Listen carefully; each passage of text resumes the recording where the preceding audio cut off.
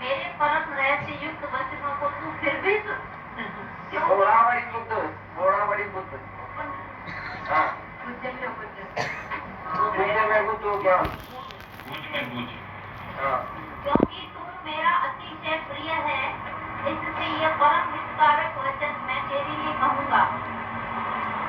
मेरा फिर भी मेरा प्यार है।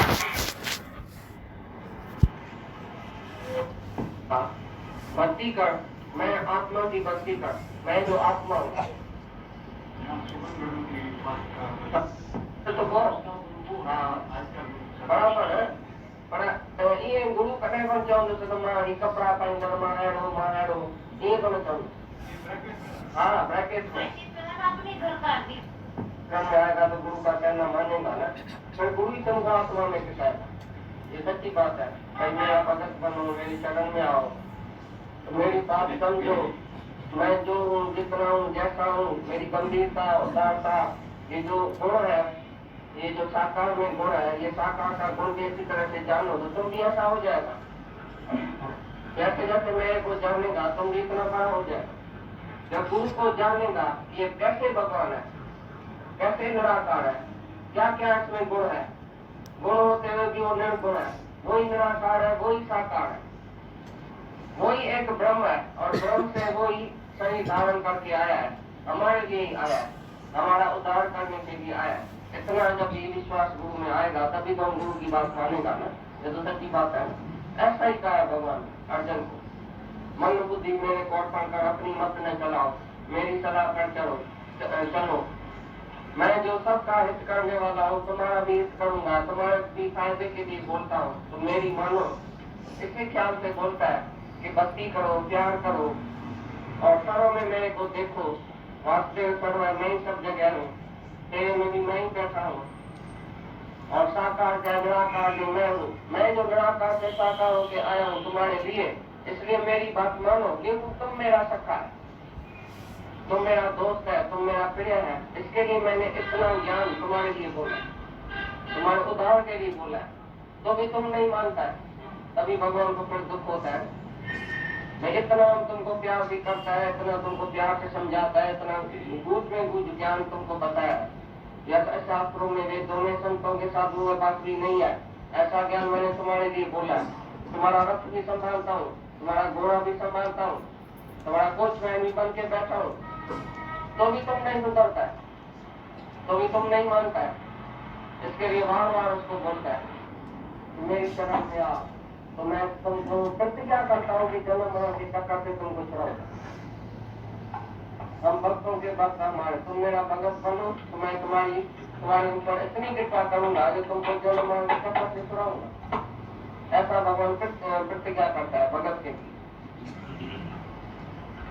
तो भी तुम बोलते हैं तो क्या है, मुश्किल है, मैं तो नहीं कर सकूंगा, मैं तो ऐसा नहीं कर सकूंगा, तभी भगवान हैरान होता है तो ये कैसा आदमी है। जब मैं प्रतिज्ञा भी करता हूँ भक्तों के लिए, भाई मैं तुम्हारा उद्धार करूंगा, जन्म मरण से तुमको छुड़ाऊंगा, तो भी विश्वास नहीं आता है अर्जुन को। तुम भी ऐसे ही बैठे हैं अर्जुन का।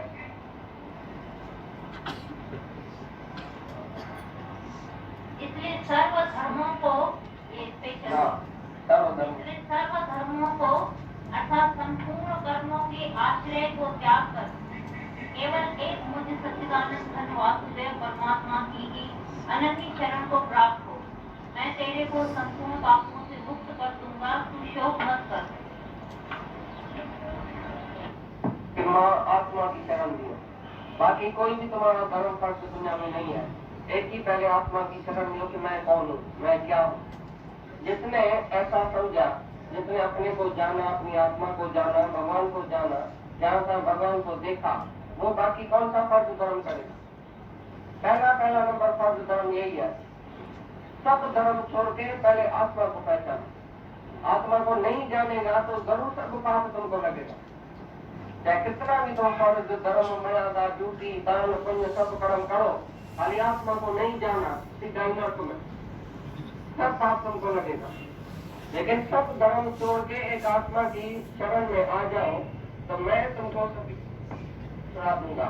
मैं माना आत्मा तुम्हारी आत्मा तुम्हारे अंदर मैं बैठ के तुमको सभी पापों से छुड़ाऊंगा।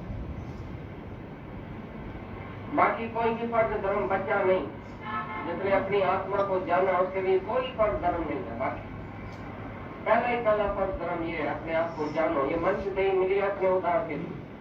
तुम अपना उद्धार छोड़ के भी दूसरे के उद्धार में लग गए, दूसरे कामों में लग गए, बिजी हो गए दुनिया में, माया में।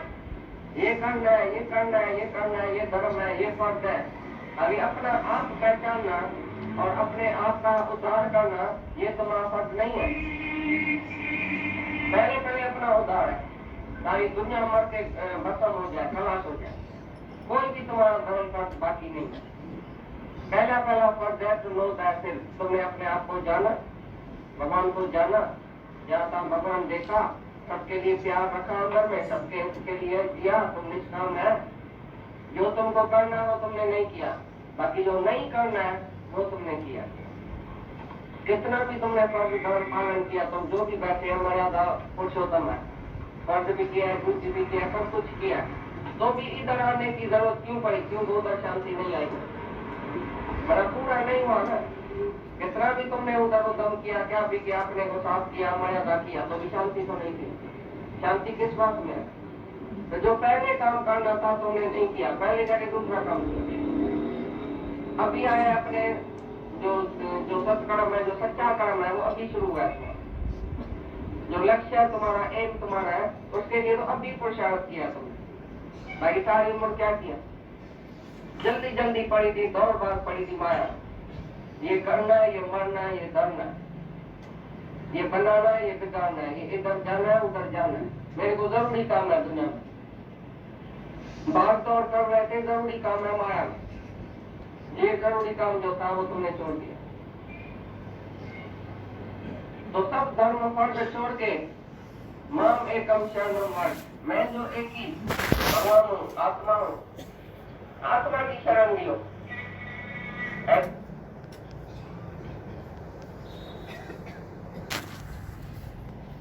अब उसकी क्या माननी है?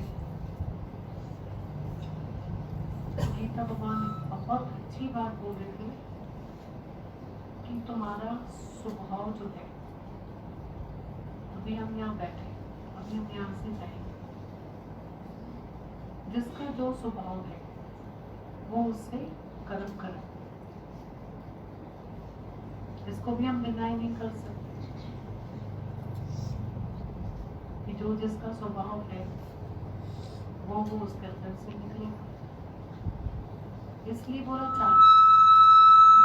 चाराना से बड़ा ज्ञान गुरु हमें दे ही नहीं सकता, और आठाना ज्ञान हमको यहाँ से जाके अपने स्वभाव को भाव से वश करना पड़ेगा।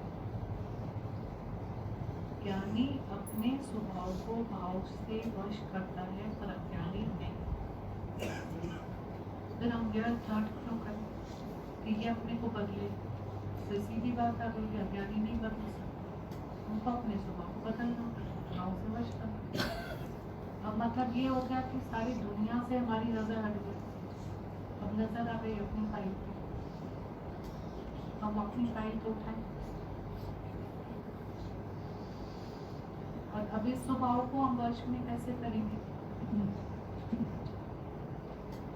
बोले थे ना गीता भगवान, जिसका जो स्वभाव होगा ना वो कर्म करेगा। उस पर कितना विस्तार से सत्संग किया कि तुमको दूसरे के सुधारने में पड़े हुए हो। जिसको जहाँ अच्छा लगेगा वो वहाँ जाएगा, जिसको जैसा करना है वो वैसा करेगा। तुमको दूसरे के सुधारने की इतनी फिक्र है, तुमको अपने सुधारने की फिक्र नहीं। आज भी हम इस क्लास में आते, हम दूसरे की चिंता करते, किसी और के बच्चे के मार्क्स कम आएंगे हमें कितनी चिंता हो जाती है, और हमारे मार्क्स कम हो जाते हैं हमें फिक्र ही नहीं होती। मैंने सालों तक वीडियो क्लिप में देखा माता भगवान का, उस वीडियो क्लिप में माता भगवान ने इतने सालों तक हमने सुना, क्या बोला, कब होगा ये, कब होगा? माता भगवान ने बोला हमसे मत बात कर, तुम ज्ञान का सवाल पूछो तो हम तुम्हें बताएंगे। कि मैं इस कब से ऊपर उठूंगा, ये कब होगा, अरे तो हुक्म से होगा, और इस कब से मैं कब ऊपर उठूंगा, ये अपनी बात करो तो अब तुम्हें बताएं।